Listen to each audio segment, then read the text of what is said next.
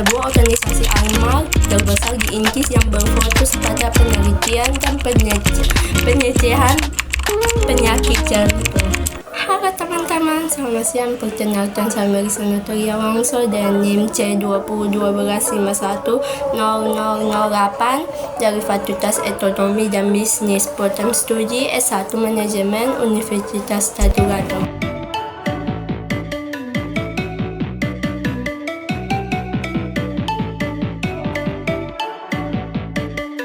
Baik, di sini saya akan menjelaskan tentang pengaruh atau persuasi bab 14.2 BHV menggunakan berbagai cara untuk mempengaruhi orang dan kelompok seperti kampanye publik untuk mendorong masyarakat berdonasi, kerjasama dengan pemerintah untuk mendapatkan dukungan kebijakan kesehatan, pendekatan emosional melalui kisah pasien untuk meningkatkan empati masyarakat. Metode ini bisa berbeda efektivitasnya tergantung pada target audisi.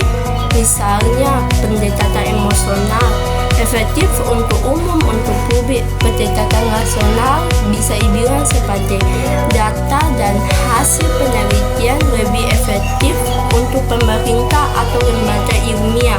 Berbeda kejadiannya karena setiap motivasi dan nilai tiap audisi itu berbeda.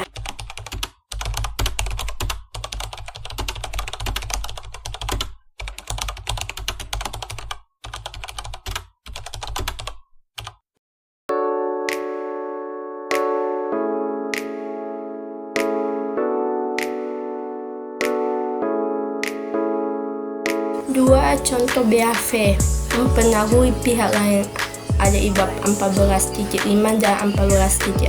Contoh BHV mempengaruhi masyarakat atau berhenti merokok melalui kampanye Choose Something. Pendekatan pengaruh rasional dan normatif menggunakan bukti medis dan nilai kesehatan. Contoh yang kedua itu ada BHV mempengaruhi perusahaan untuk menjadi sponsor kegiatan amal.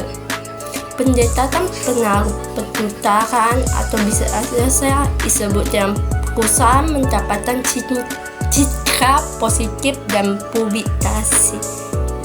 Yang ketiga ada motivasi staff dan teori yang terkait pada bab 15.5 sampai 15.7 BHV memotivasi staff dengan tujuan sosial bermakna, yaitu menyelamatkan nyawa melalui penelitian jantung, mengaturi dan menghargai berbagai relawan dan relawan berprestasi. Kesempatan berkembang misalnya pelatihan dan kerja sukarela. Teori yang relevan, kebutuhan akurasi diri, motivator seperti pengaturan dan tentu jawab, kebutuhan presentasi dan afiliasi.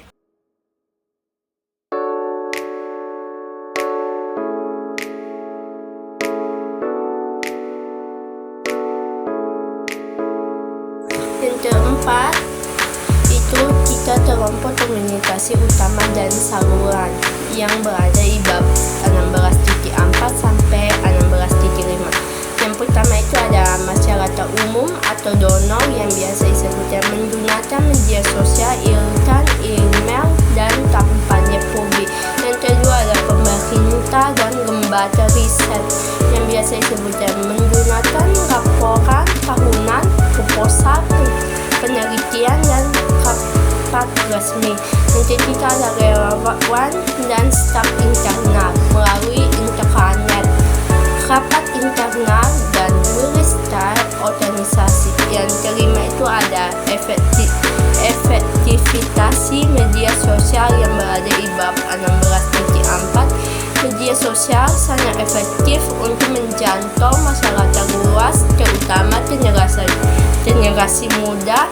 Namun tidak semua penerima informasi cocok dengan media ini. Generasi tua mungkin lebih mudah dijangkau melalui televisi, surat kabar, atau proposal. Lembaga formal lebih memerlukan laporan resmi dibandingkan postingan di media sosial. Jadi efektivitasnya tergantung pada karakteristik dan preferensi audiens tersebut. Yang keenam, ada informasi dari situs BAV. Di situs resmi BAV terdapat laporan tahunan tentang kegiatan perancangan dana, penelitian terbaru terkait penyakit jantung dan pencegahan dampak COVID-19 terhadap donasi, dan kegiatan penelitian. Yang ketujuh, ada isu baru yang dihadapi BAV, penurunan donasi publik akibat ketidakpastian ekonomi, kebutuhan digitalisasi untuk menjangkau lebih banyak donor secara online, kompetisi antara badan amal yang semakin ketat, tantangan menjaga kepercayaan publik terhadap pengguna. Yang keterapan ada peran reputasi dan pendekatan duit cred. Reputasi penting untuk kepercayaan publik. Ada dua jalur, yaitu pertama jalur ilmiah, yang kedua jalur sosial. Kalau jalur ilmiah menjaga kredibilitas riset media, yang sosial itu menjaga sikap positif melalui temporasi dan kegiatan sosial. Baik, kesimpulan yang saya dapat ambil dari materi yang saya telah jelaskan. Jadi BAV adalah contoh organisasi yang menggabungkan penelitian ilmiah, kampanye sosial, dan manajemen yang baik untuk menciptakan masyarakat yang lebih sehat. Oke, baik, sekian video yang saya buat. Terima kasih yang sudah menonton. Bye bye.